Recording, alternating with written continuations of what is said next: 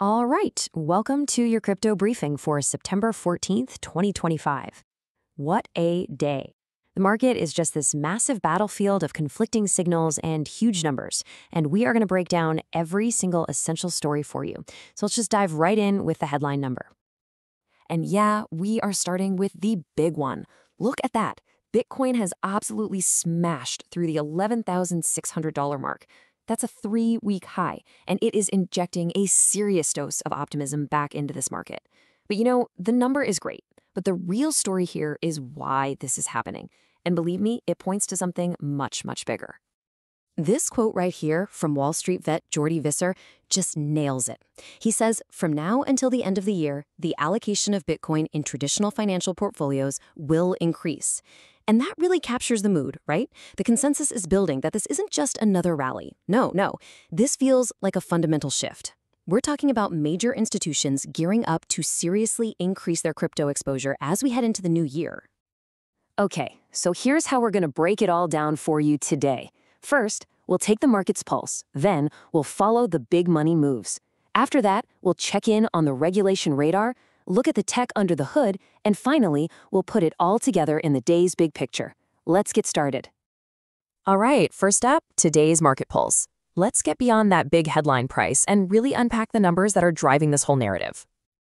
You want to know the real story? Just look at the volume of cash pouring into the spot ETFs. I mean, on Friday alone, Bitcoin ETFs soaked up $642 million in new cash. And it's not just Bitcoin. Ethereum ETFs pulled in another $405 million. This isn't your average retail FOMO, folks. No way. This is pure, unadulterated institutional confidence turning into real, hard dollars. But, it's not all sunshine and rainbows. Just as crypto is surging, we've got a top economist over at Morgan Stanley sounding the alarm. They're warning of a slowdown in the broader U.S. economy, and that could mean serious headwinds for all risk assets, including crypto. So what you've got is this really clear tension, right? You have this crypto-specific bullishness crashing right up against some pretty serious macroeconomic caution. And speaking of that institutional confidence, it's not just theoretical, it's not just talk. So let's dive into our next section, big money moves. This is where we see corporations literally putting their balance sheets on the line. I mean, just take a look at this. The story of Capital Group's treasury strategy is absolutely incredible. This investment giant made a huge bet on Bitcoin, and it started with an initial allocation of a cool $1 billion. Now, you have to remember, at the time, for a traditional finance player, that was an unbelievably bold move, a real statement. And that bold bet?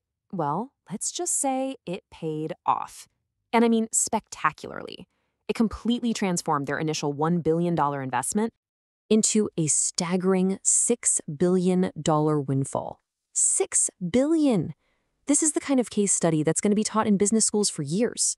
It just perfectly showcases the insane power of getting into this asset class early, especially at an institutional scale. Wow. And look, Capital Group isn't some lone wolf here. We're seeing a whole wave of these crypto-related corporate finance moves. You've got NASDAQ-listed Imperity Digital and SUI Group both launching major stock buybacks. That's a huge signal of confidence. And then you have the CEO of Sol Strategies coming out and saying their treasury of over 435,000 SOL is, and I quote, undervalued. The message here could not be clearer. Corporate players are absolutely doubling down. Now, all this institutional action, of course, it doesn't happen in a vacuum, right? Which brings us perfectly to our third section, the regulation radar. This is where we see governments around the world starting to draw the lines in the sand for this whole new asset class. So with all this money and activity swirling around, the big question on everyone's mind has to be, what's the plan? What's the global regulatory playbook looking like? Are governments going to clamp down, or are they opening the doors? And, the global trend is surprisingly constructive, actually. In Hong Kong, they're easing rules for banks holding crypto. Pakistan is actively inviting firms to come in and get licensed. The EU is pushing ahead with its digital euro project. And even these high-level US-China trade talks, they're a signal that global economic policy, which has a huge impact on this space, is constantly evolving. Things are moving. Okay, let's shift gears now from policy to protocol. It's time to look at the tech under the hood. Because let's be honest, for all the market chatter, it's the actual technology that's going to decide the long-term fate of this industry. And today, man, we are seeing both its incredible promise and its terrifying peril on full display. So let's start with the good stuff, the progress. And it is incredibly exciting. The Ethereum Foundation just dropped its Privacy Stewards Initiative. That is a huge step forward for private transactions.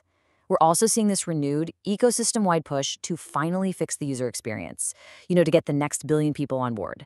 And get this, over in China, multiple pilot programs are now officially using blockchain for everything from green finance to data security.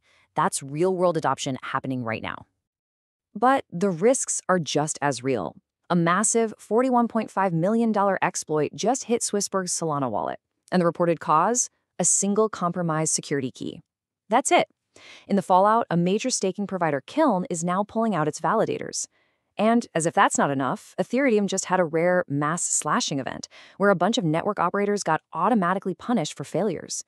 These are just stark, painful reminders of how fragile this can all be. And that really is the core dilemma of crypto tech, isn't it? On one hand, you've got innovation moving at light speed, building amazing new privacy tools and better user experiences. But on the other hand, a single point of failure, one mistake, can lead to tens of millions of dollars gone in a flash. It's truly the high-wire act of Web3 development. Okay, so let's pull all these threads together. Time for our final section, the day's big picture.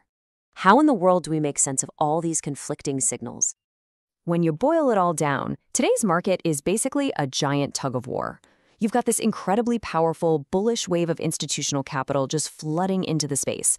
But pulling in the other direction, you have regulators trying to define the playing field and a tech foundation that's proving to be both totally groundbreaking and terrifyingly fragile at the same time.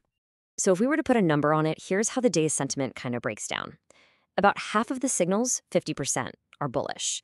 That's all driven by that institutional money we talked about.